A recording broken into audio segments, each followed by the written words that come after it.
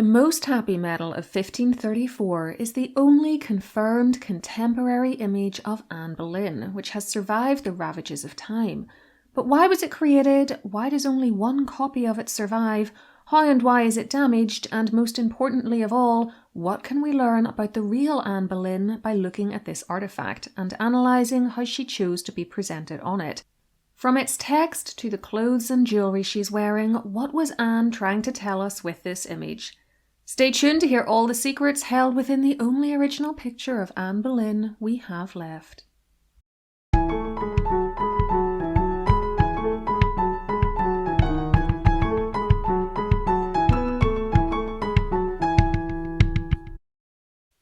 This lead medal, of which no other example survives, shows Queen Anne Boleyn, second wife of Henry VIII, in a mid-length pose which encompasses her head and shoulders down to just below her bust.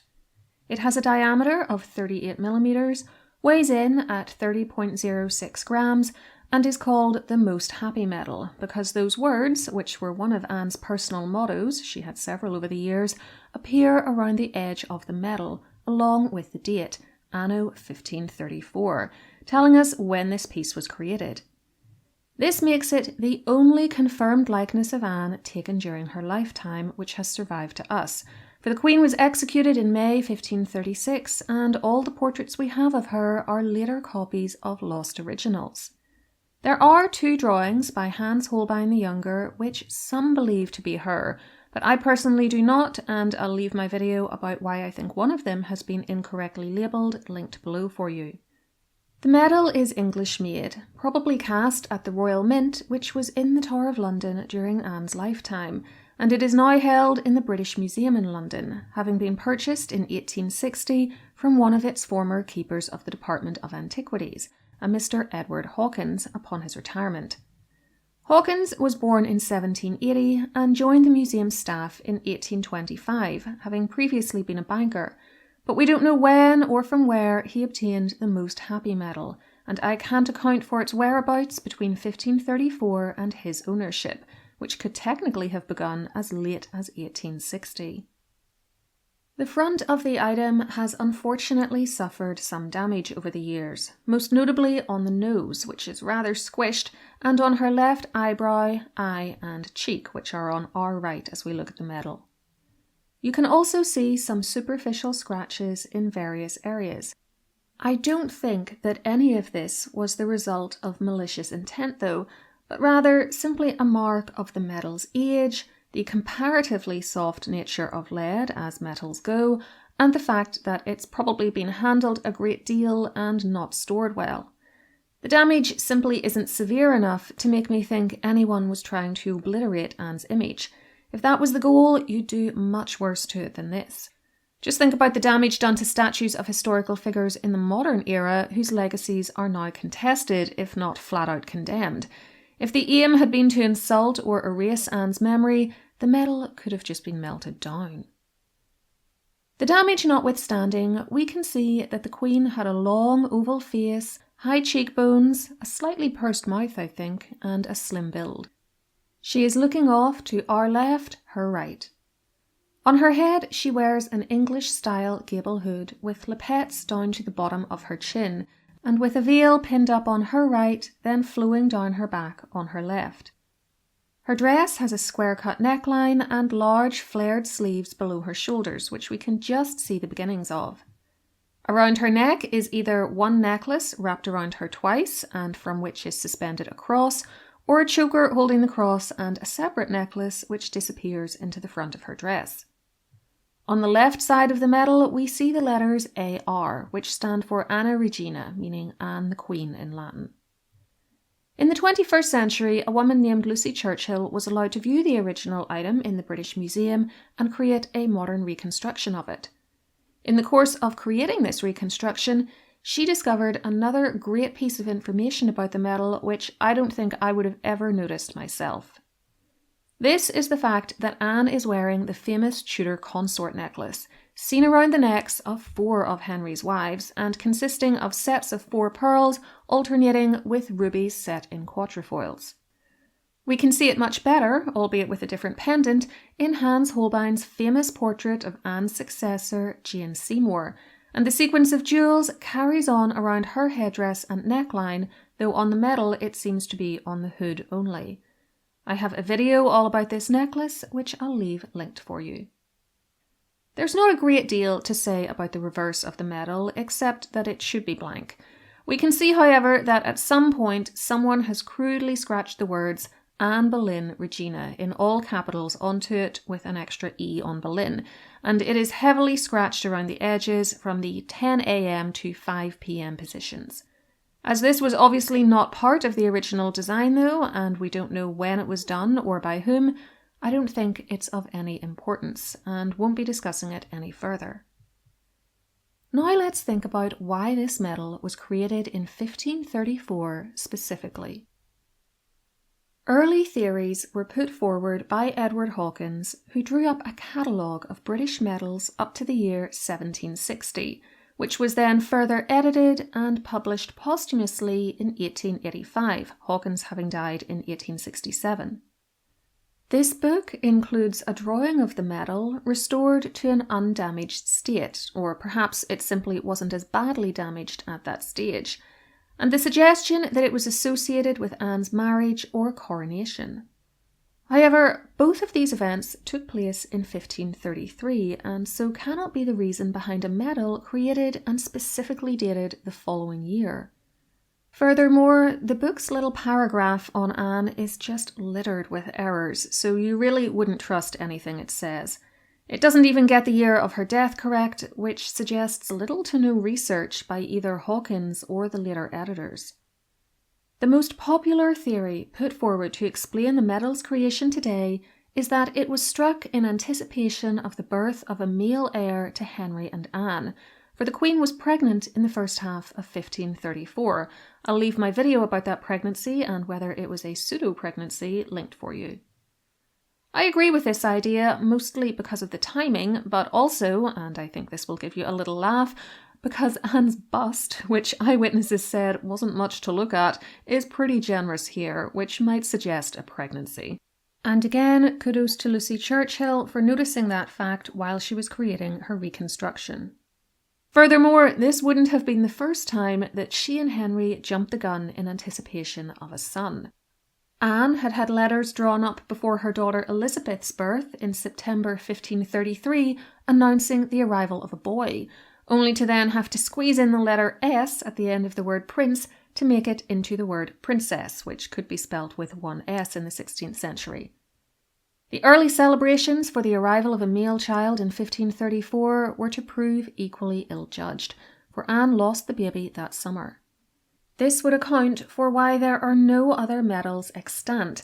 There was clearly never a full run of them produced and distributed, and the one we have may even have been a solitary prototype. Perhaps had she not also lost her third pregnancy, which ended at about 15 weeks gestation in January 1536, there would have been a medal for that too.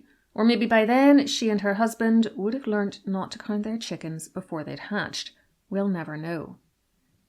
So that explanation tells us why the medal was created in 1534, but why create a medal in anticipation of a child at all, when there had been no such fuss before Elizabeth's birth? Well, I certainly don't think it was intended as just a show of simple parental joy. Rather, I believe it had a political purpose and was designed to cement Anne's shaky position as queen. Henry's first wife was still alive in 1534, and Anne's marriage was regarded by many in England and across Europe as being bigamous, and her daughter illegitimate. If anything, her position was even worse than it had been a year earlier, before Elizabeth's birth, for the little girl's gender had been a disappointment and had undermined her mother's position. Anne needed a win by 1534, and a showy one at that. Having medals sent around the country proclaiming her as queen, presenting her wearing the consort's expensive and highly recognisable jewellery, one of the ultimate status symbols for the Tudor queens in this era, celebrating her position as the mother of the new male heir who had never been as happy, would certainly have made an impact, showing people who the real consort was and the strength of her position. It would also have rubbed Catherine's nose in it, especially as I suspect that cross she's wearing had also been taken from the previous queen, for Catherine was made to surrender her jewels to Anne back in 1532. So I very much think that Anne is trying to assert her position here, or rather she was getting ready to once her boy had arrived, and I don't actually believe the medals claim that she was the most happy at this stage in her life. Instead, I think she was probably rightly worried about her position, given her unpopularity in many quarters, the fact that her only child was a girl, and that she herself was already in her 30s. This was propaganda. Anne was trying to craft a particular story about herself and her situation and control the narrative around her. We shouldn't take it at face value. Now for the really serious question. How far can we trust this image as a picture of the real Anne Boleyn? The medal is of course very small, as these things generally are, and we've discussed the damage it has suffered to the nose and other areas of the face. Nevertheless, it is the only image we have of Anne made during her life, and though it will never be as good as a portrait or the pictures of modern royals on coins and medals, I think we can take it as a good approximation of her looks. Though we have no documentary evidence to tell us about its creation or much of its journey between 1534 and today, I think we can guarantee that she had at least some, and perhaps a great deal, of input into what it would look like, and I don't think that this is an imagined image. She's wearing jewels which we know were real, suggesting that she either had her picture drawn for this medal specifically, or a portrait was made available to the person who created this to work from. The oval face and high cheekbones also match what we see in other images of her, most notably the Hever Rose portrait held at her childhood home, Hever Castle, and the miniature in the Chequers ring opposite a portrait of her daughter Elizabeth. Both these items were created during Elizabeth's reign, when there may have been people alive who remembered Anne, and portraits of her taken from life still available. The fact that she is not presented as a great beauty here either makes me think it's probably quite accurate too, as that accords with eyewitness descriptions of her. She was described as being only moderately pretty and not as good looking as Henry's former mistress, Bessie Blunt, who was the mother of his son, the Duke of Richmond. Why, we might ask, would Anne not want to be prettied up for her portrait medal, however? Well, first and foremost, I think we need to realise that her looks might actually have been improved for this image. We don't know, but even if they were, I doubt she was rendered unrecognisable. I think it would have been important to her, as she tried to build her position as queen, that people know her face, and having potentially thousands of medals sent out with an inaccurate image wasn't the way to do that. I also think that medals from this time period are more accurate than a lot of people realise. If we look at other examples from the 16th century of people for whom contemporary portraits exist, which can be used for a comparison, we can see that the technology was available to make really good little portraits of people in this medium, and these portraits were generally pretty close to reality, or at least the reality we can see in paintings. As the Queen, Anne would of course have had her medal made by the best workmen available, and it must have been state-of-the-art for the time. So to sum up, I think this portrait medal is a prototype for a much larger run of medals which would have been created and distributed around England, and perhaps even further afield, had Anne given birth to a son, and that they were intended to be used as propaganda to solidify her position as Queen Consort of England over Catherine of Aragon. When the baby was lost, though, there was simply no reason to create any more, and we are lucky that this one has made it to us. I hope you enjoyed my take on this famous image of Anne Boleyn. If so, please do give the video a thumbs up to let YouTube know you approve and help to get my work in front of other interested people, and subscribe to the channel if you haven't already with the notification bell switched on so that you'll get a little ding when I upload. If you're already subscribed, it's sometimes worth checking too that your notifications are still switched on, as they sometimes get deactivated, possibly due to device updates on your phone, etc. You can get more from me by becoming a YouTube channel member by hitting the join button, or by heading over to patreon.com/historycalling to become one of my patrons, for whom I provide bonus material like early access to ad-free videos and extra podcasts. That's linked below for you, as is my book, Find Your Irish Ancestors Online, which you can purchase from Amazon as an ebook or paperback, and my website, historycallingofficial.com, where you can get 2 complimentary downloads by joining my free mailing list, plus my monthly newsletter. Last but not least, thank you to all those who support the channel using the super thanks button under videos, as this is very much appreciated. Let me know in the comments how trustworthy you think this image is as a picture of Anne Boleyn.